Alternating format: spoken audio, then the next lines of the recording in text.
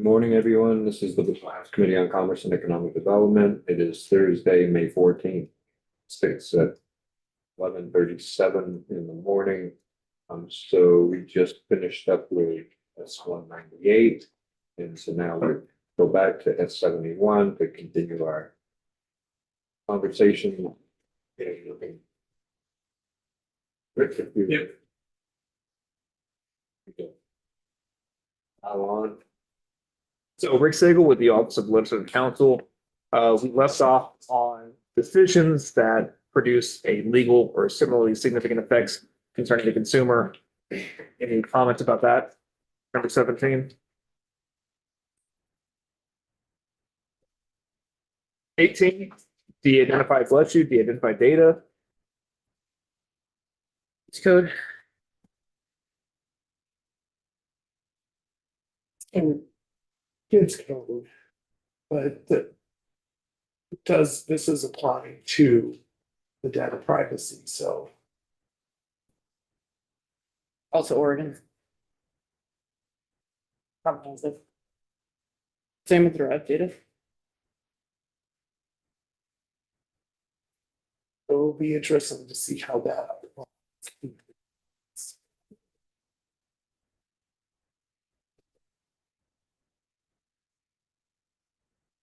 Okay. Derived data, 19.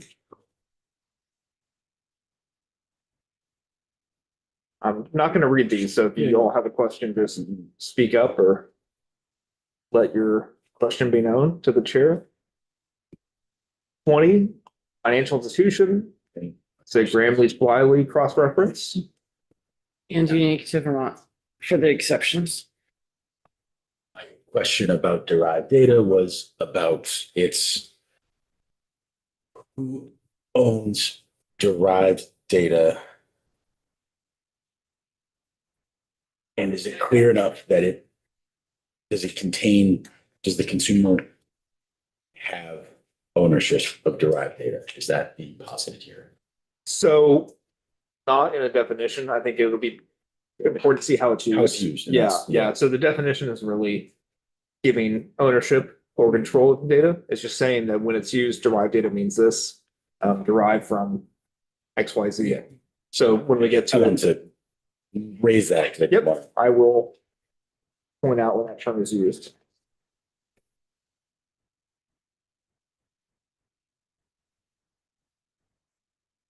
'21, gender affirming healthcare services is a cross reference to one VSA 150. Gender affirming health data. Both of these, both the gender affirming healthcare obviously is unique to Vermont since it's our Vermont statute, and gender affirming health data, the including pieces were from work that we did on the previous version, basically, that was carried over into 1.3. And it's largely to align with the shield laws that we have in Vermont around gender affirming healthcare.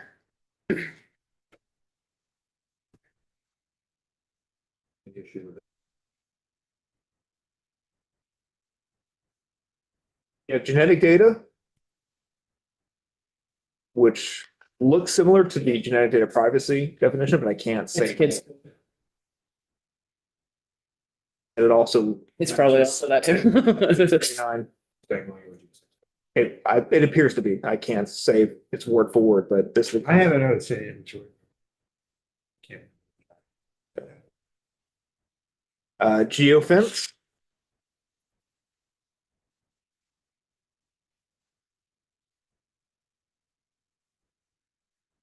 Healthcare facility has a cross reference to Vermont law, HIPAA. Unique for our exemptions. Hybrid entity, it means what it means in HIPAA. Identified or identifiable individual. Kids code. Back to facility. And it references for 32, which I think is COM law. But it's not the exemption, reference to different definition. It's the exemption section. Am I wrong? Up the tree without, up the creek without. No, I'm thinking. Sorry. Oh, okay. Identified or identifiable individual, It's good.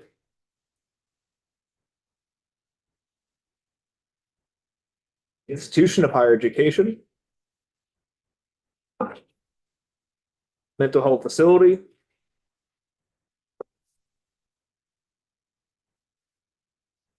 a minor, someone under 18, neural data, the turquoise reminder is Connecticut 2025.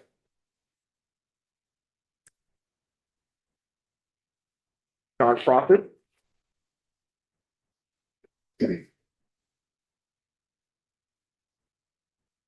Non-public personal information, this is a Graham-Leach-Bliley cross-reference. Want specific for exemptions, the same with the next one. Patient identifying information is a cross-reference to the confidentiality of substance use disorder patient records under federal law. Person.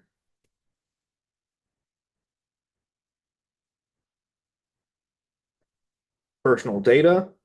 It's good. So there we have derived data. So if we take a second to, Rev Cooper asked about derived data a little bit ago, how it's used.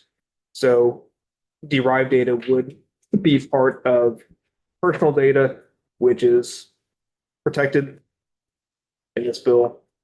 Data created by the derivation of information, data, assumptions, correlations, inferences, predictions, or conclusions from facts, evidence, or another source of information or data about a consumer's device. This is probably very technical, right? I don't know how it works. Presumably, this is data that a controller can get using certain methods. Don't know how they do it, but that would be considered personal data. And for this and the subsequent definition of precise location data, I think there's a conversation to be had around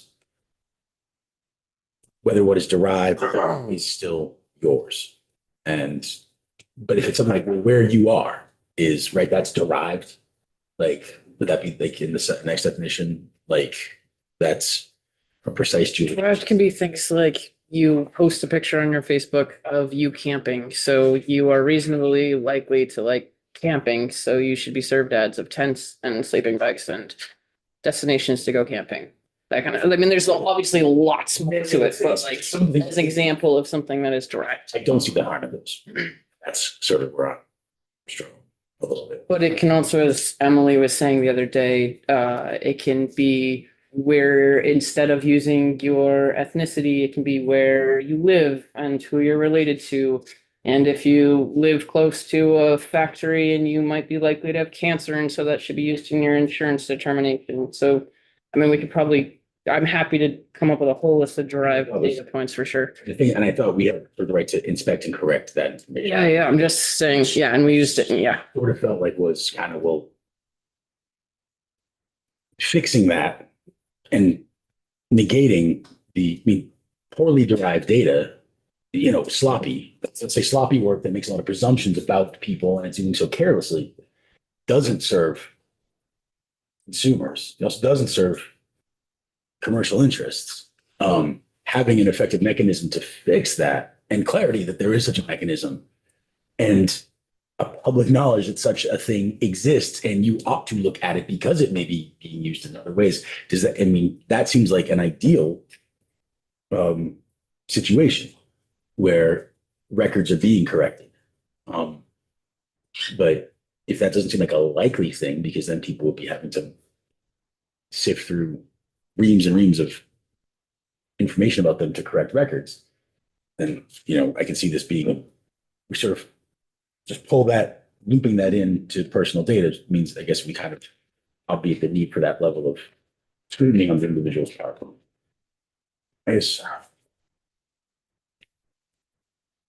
I don't just want this to be a question that I alone have, but I have it. State what I think I just heard, because I'm a little bit confused. Yeah. Are you concerned that including derived data in personal data. You're concerned that it's a problem because if a person wants to delete derived data, it's be too hard. That's what I'm trying to. Well, that's one thing I'm thinking about, that maybe that would be too onerous for an individual to go and try to correct the record out on all these elements. For the For individual. the individual.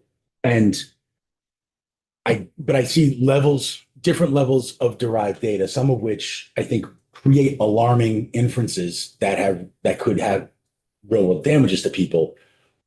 Other derived data is, I think, to Representative's point, this person might want to see something besides an ad for Snickers bars or some bland generic thing. They're going to see ads.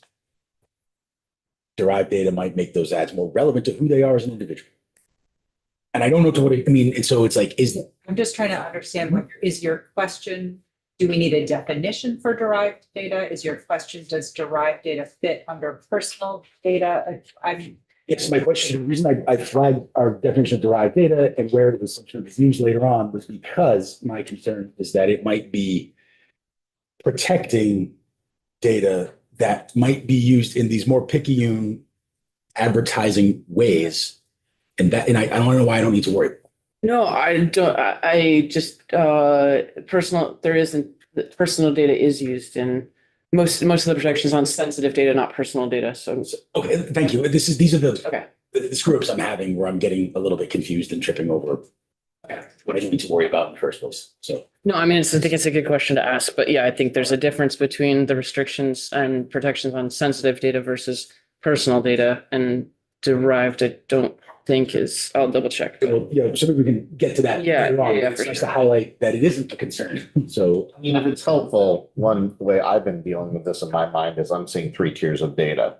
There's necessary data to complete the transaction, which you don't need consent for. Yep. There's personal data, which you do need consent for, and then sensitive data, which I think should be a higher bar of consent. But that's kind of how I've been processing it in my brain, if that helps anyone. so that's helpful for me, Tony. Thank you. Any other questions about personal data? Just follow up on something that you said regarding insurance companies. One, I don't think insurance companies are using that kind of data to make decisions. At least I don't think they are. And two, if you don't want that to happen, then we should make a law to prevent that from happening. Not to specifically say you cannot use data to underwrite policies. We're And not saying that insurance companies are in fact are exempt from this, Well, like. so that you use it as an example that made it sound like, well, this is the problem with having data out there, but one, it's not happening. No, I'm not saying it's a problem. And It was an example of something that could be. And again, it's not sensitive data. It's largely not restricted personal data.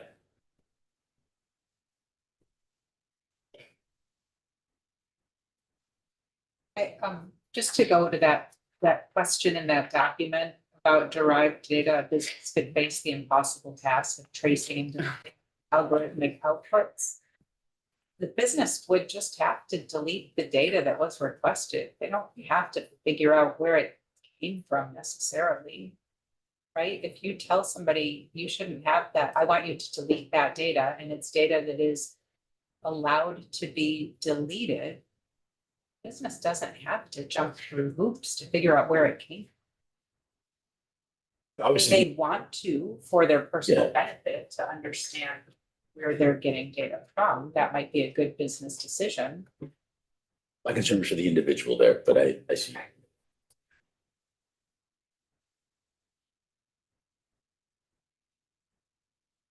Okay.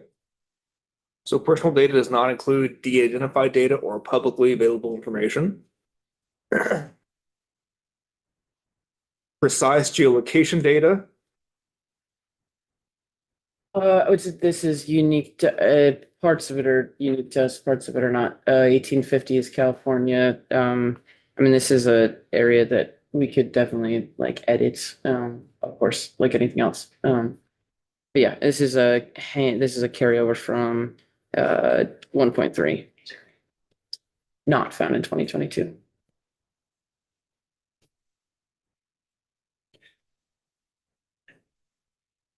Are you saying that there's some issues with this language? I mean, there's some concerns with this language? I'm just in all of these, I'm highlighting the differences. It is something that showed up in the memo. I'm trying to be transparent about the source of it. Different from, I'm not opening my mouth when it's 2022 and I'm trying to provide transparency for the sources on.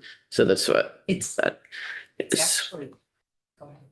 So this is the problem that I'm having with this, is that none of this was flagged as not your fault. To be clear, and I apologize if it comes across that way, it's not your fault. This is the problem that I'm having with this, is that this was not flagged as significantly or any different than as passed by S71. And this is the problem that I'm having with this. And it's just me. I get that. And I'm just very obnoxious about it. And I completely understand that it's what it is.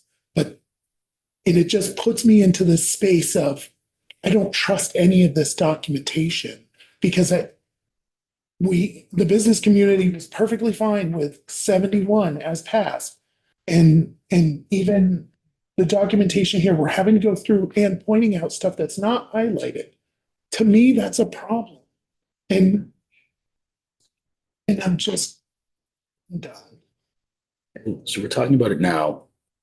And I guess I did want to ask you the question about the content of communications in line 6 that does not include. And like, I've tried to think that through my own, and I can't quite get what it is not. Well, the content is for what it's worth, is as passed by the Senate. I mean, much of this is as passed by the Senate. No, I mean, line 6 specifically, what is the content of communications? What does that mean?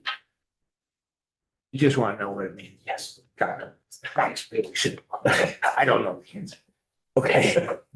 Although I can imagine it's the content of it. But to your point, I presume what's not highlighted here is from S71, right? No. Let me, Yeah. okay, let me do some ledge council cleanup here. Okay. So I walked the committee through draft 1.3 last May, about a year ago, right? You can access it on the committee webpage. Yep, if you go down, let me show you what I do. I'm on S71 and I do committee activity, documents, this committee. And then you go down to drafts. So you go way down to draft 1.3, May 30th. We should have a party, Which we did a full a walk. year anniversary party.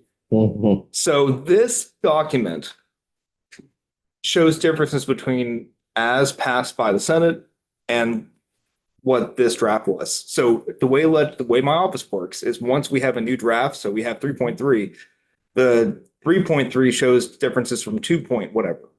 The 2 point whatever shows differences from 1 point whatever. That's how most of my colleagues work. So I'm not trying to hide anything. This is the standard operation. And I'm sorry that it is a very confusing bill, and I empathize with that. But I do want you do have access to, they're not deleted. They're still, you can go through it and see. I know it's tedious because it's a 60-page bill. But it becomes very complicated when I highlight drafts 2-3 generations ago. But I understand that you may want to see, what changed from the Senate passed, and you can do that using Draftable or some other PDF comparison tool would also be helpful. But So if I could did they build S71 off of our draft 1.3? S7 as passed the Senate, Yeah, that was basically S93. So there were two bills introduced in 2024. okay, There was H208 and there was S93 and S71. S71 was 208. okay, They were similar bills. Senate institutions took up S71 and basically took the language of S93 into S71. S93 was Connecticut 2022, roughly. So that's what passed the Senate. That helps, sorry. No, it's, you know, I can't believe I remembered everything, but that's what the way it happened. Yeah, for what it's worth, I don't have any problem with it, really. No.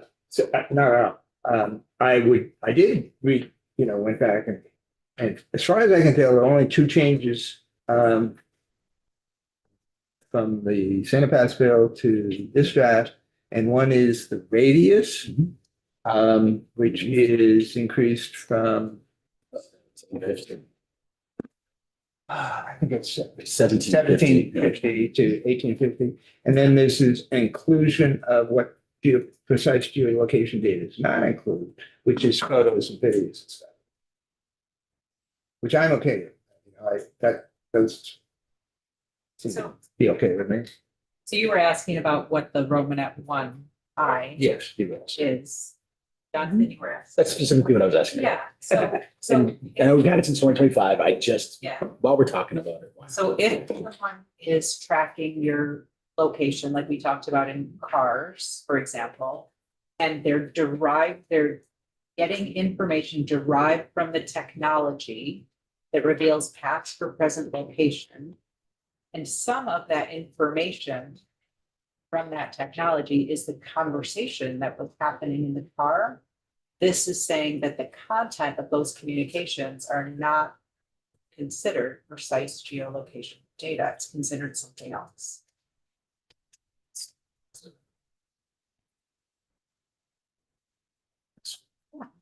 Took me a while to process it, but Okay, 39 processing.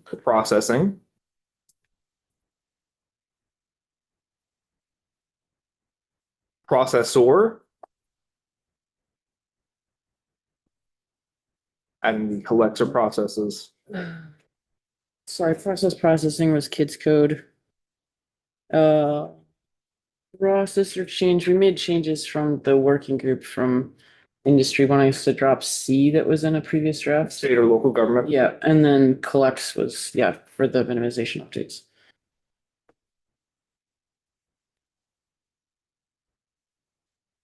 Profiling. Kids code.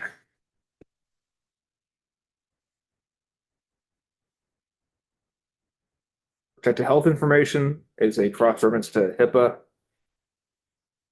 Synonymous data. Connecticut 2025, not 22.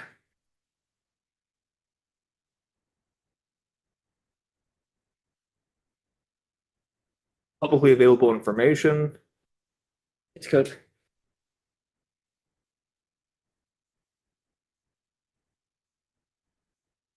So we'll highlight this is a very important definition, just so everyone knows, because if it's publicly available, it's not deemed it's been made widely available and therefore not subject to the bill's regulations as much. So maybe even B is very important. What it does not include, so biometric data and so forth. So again, that's something to think about. Don't seem to use that term too often later in the bill. No, it is occasionally used, but it's again mostly an exception to data that is regulated, right? So important, even though it's not mentioned, it's not personal data, right? That the personal data does not include the identified data or publicly available information. So in that case, it's very important. What about under Romanet 1, where it talks about made available to the general public from widely distributed media? What if it is something that through illegitimate means got out, but otherwise it would be protected, but now it's already out, the barn door is open, no escape? Is there any form of protection for something like that, or is it just considered now widely distributed? So that I do know that's commonly used, that phrase in these bills, not just Vermont, but that phrase is fairly common when it comes to information that's publicly available. If it becomes available without the consumer's intent, I don't think that's any different. It doesn't really matter. You could talk about, that would be maybe tough for the business to know, right? Did the consumer consent to this being made publicly available, or was this, published without their knowledge? Now, if that was brought to their attention later, would that be an actionable thing Not the way it's in this written. context? It's not the way it's written. So widely distributed does not mean with or without consent. It just, Yeah. it's been widely distributed by a bad actor or by a good actor. Thank you. Yep. We've caught that route. That's a great one. So continuing on, any other questions about what's not publicly available information?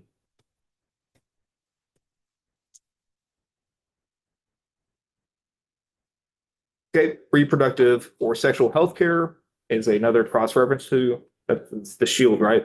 Yeah. Shield law. 46, reproductive or sexual health data. Reproductive or sexual health facility. 48A on page 13, the sale of personal data. This is H211 that we passed. So So this sticking is- with the data. Well, they're past the house. Yeah. Data broker language. It's just, I think Kids Code does have a cell, doesn't it?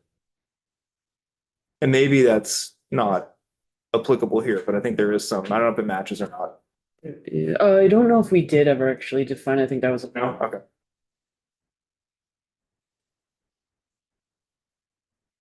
it's a sale of personal data, you said syncs with, our data broker bill that this committee passed out. 211.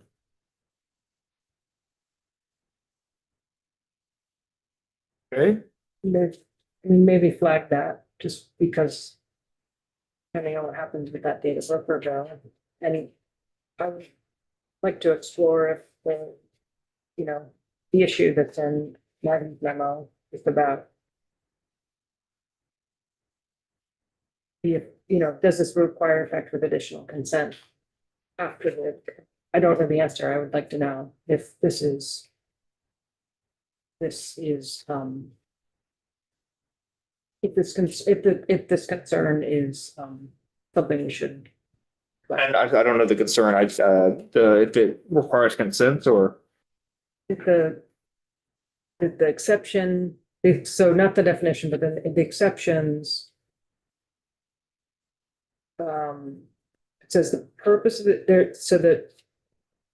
To avoid, so would there would there end up being friction that basically forces businesses to build redundant consent flows for disclosure? So basically, the consumer has already, like a consumer is connected to a third-party service provider and then has, is there additional friction in terms of the consents?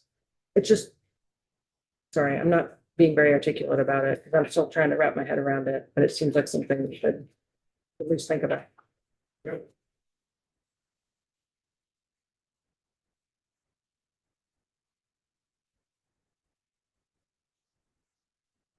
Any other questions about sale of personal data? What that does or does not include?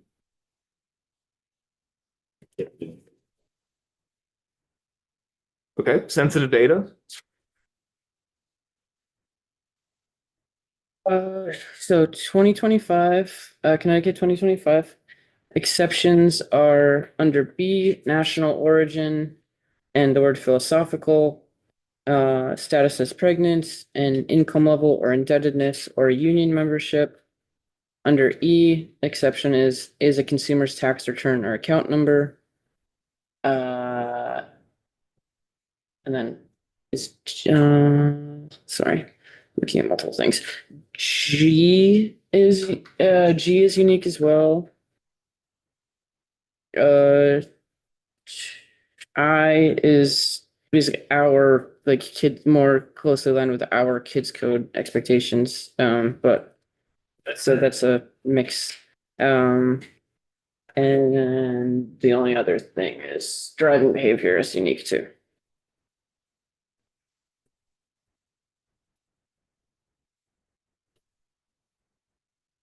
So targeted advertising, This looks to be Connecticut, 2025.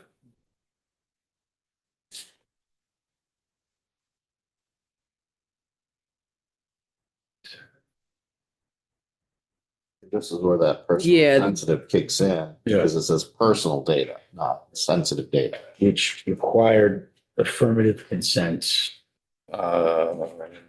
It's And as the Kingman memo highlighted, the commonly branded under B, he had it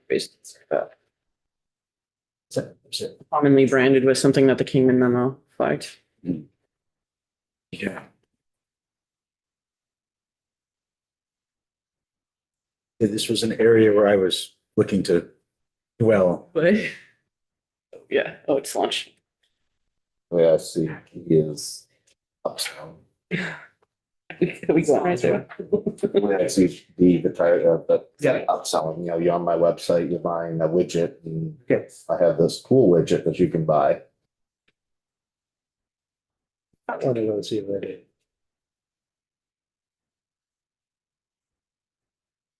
Okay. So then we have third party. Why don't we just stop? Okay. Voice chair is ready to, A little angry. she's spamming. Just back out.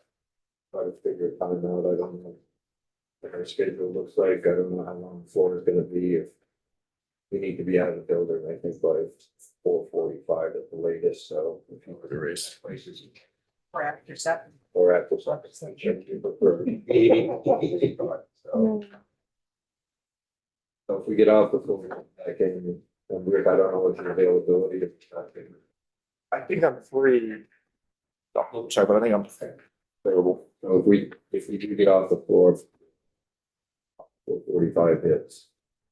Not just for 5 minutes. Yeah.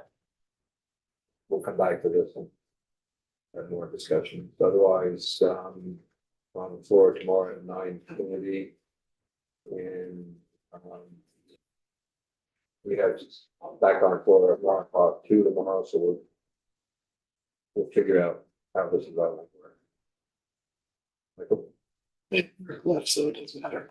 Okay. Okay, we can go outside.